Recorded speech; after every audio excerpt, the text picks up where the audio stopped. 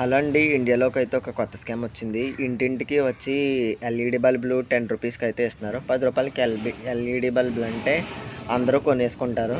So, LED బల్బులు 10 రూపాయలకి వచ్చేస్తుంది కదా అని ఏం చేస్తారంటే మన పల్లెటూరులో కొనేసుకుంటారు. ఎల్ఈడి బల్బు 10 రూపాయలకి వస్తుంది కదా. ఏంటంటే ఎల్ఈడి బల్బు 10 రూపాయలకి కొనుక్కున్న తర్వాత నెంబర్ అడుగుతాడు. నెంబర్ అడిగిన తర్వాత ఆ నెంబర్‌కి ఒక ఓటీపీ వస్తది.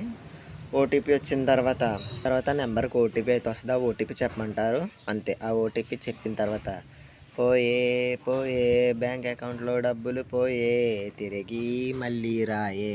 సో, మీరు కానీ ఒక్కసారి ఆ ఓటీపీ చెప్పారనుకోండి మీ బ్యాంక్‌లో ఉన్న మనీ అంతా హ్యాక్ అయిపోద్ది. సో, ఏంటంటే 10 రూపాయలకి ఎల్ఈడి బల్బ్ వచ్చేస్తుందని చూసుకుంటారు కానీ మెయిన్ వచ్చేసి పల్లెటూరులోని బాగా కకృతి ఎక్కువ.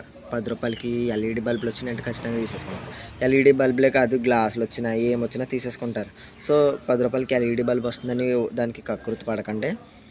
కకృతి పడ్డారా డబ్బులన్నీ హ్యాక్ అయిపోతాయి. సో, చూసుకోండి.